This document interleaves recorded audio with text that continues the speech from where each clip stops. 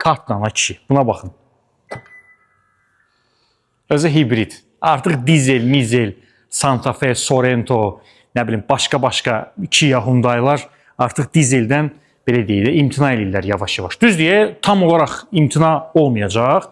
Amma dünənləri məsələn 5 dənə dizel maşın buraxırdılarsa, indi artıq 2 dənə dizel maşın buraxacaqlar və mən inanıram ki, artıq əsas bazara, dünya bazarına, indi bilmirəm, Koreyanın özündə yəqin ki, dizel qalacaq, amma belə deyək də, Avropaya, Amerikaya, qlobala dizel maşın verməyəcək.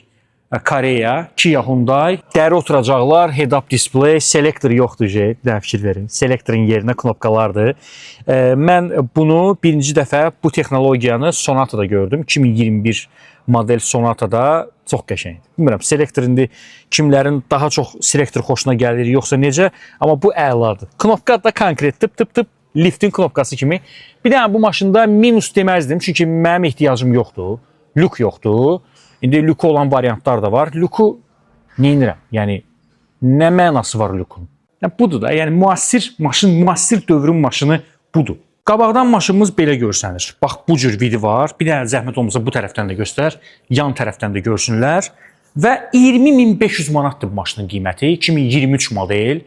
20.500 manat ilkin ödənişdir əlbəttə ki. Əgər 58.000 pulunuz varsa, bax, bu maşını almağa dəyər. Artıq bunu düşünmədən, yəni deyirəm, çünki məsələn RAV4 ilə bunun arasında qalsam, təbii ki, düşünmədən mən bunu alacağım.